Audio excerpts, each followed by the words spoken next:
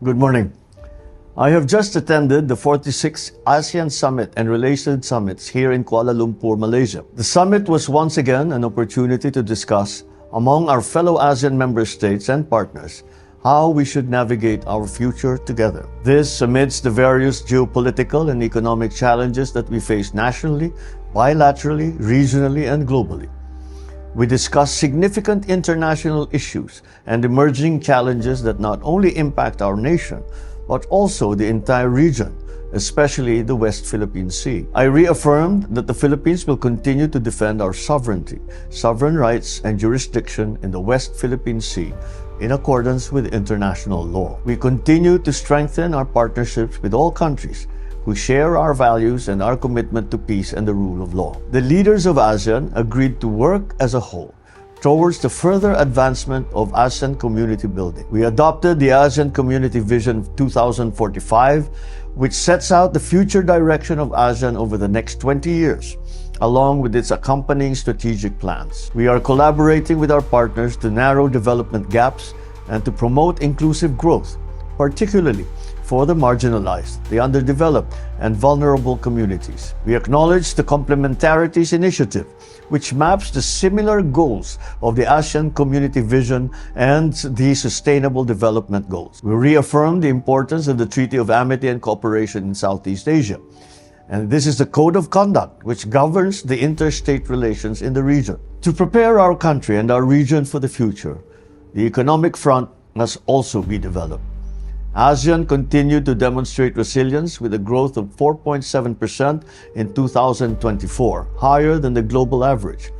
The leaders and I talked about the impact of the imposition of unilateral tariff measures, which pose a threat to a region as economically integrated as ours. We welcomed the establishment of the ASEAN Geoeconomics Task Force, which is an ad hoc specialized high-level advisory body which provides real-time analysis, strategic foresight, and actionable policy recommendations to support relevant ASEAN sectoral bodies. We reaffirmed ASEAN's collective commitment to a rules-based, open, inclusive, transparent, and non-discriminatory multilateral system.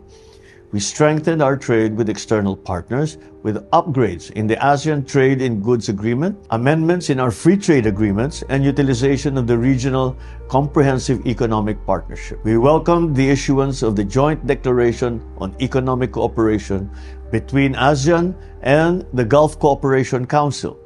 We look forward to its effective implementation. We welcome the progress in trade and customs, sustainable investment guidelines, mobilization of green financing, multilateral power trade, support to micro, small, and medium enterprises, and sustainable tourism, mining, and agriculture, among others. In line with the Philippines' commitment to the development of a common regional framework for ethical and responsible artificial intelligence aligned with ASEAN values, we noted the ongoing development of the Declaration on the establishment of the ASEAN Artificial Intelligence Safety Network. This is a crucial step to institutionalize AI safety, ethics, and governance principles. This economic development goes hand in hand with strengthening the socio-cultural community. We discussed the progress achieved and actions moving forward for education, green jobs, migrant worker rights, civil service, and health. We adopted the ASEAN Creative Economy Sustainability Framework,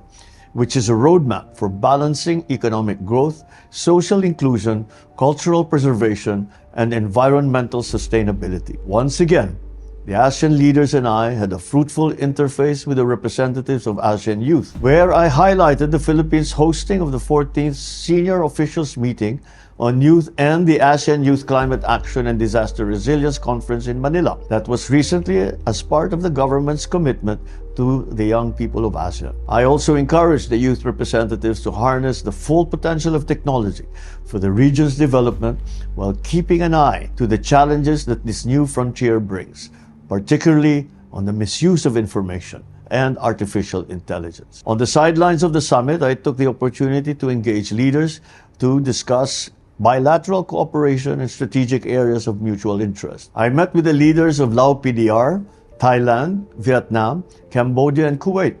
We reaffirmed commitment to strengthen bilateral relations and further advance cooperation on many fields of mutual interest, such as defense, maritime, trade, human resource and development, and education. I especially wish to note that we agreed to explore active ways to boost private sector investments. We expressed openness to cooperating on advanced technologies, AI, and the digital space. I emphasized that welfare, safety, and progress of Filipinos working and living overseas is of paramount importance to my administration. In all my bilateral engagements, one thing is clear. We have to continue to cooperate and to work together to navigate a future that presents us with many opportunities together with many challenges. The Philippine delegation and I are grateful to Malaysia, the chair of ASEAN this year, and our generous host for the successful 46th Asean Summit. As the 2026 chair of ASEAN, the Philippines looks forward to building on the gains of Malaysia's chairship and carry ASEAN forward as we navigate our future together. Maraming salamat at magandang umaga po.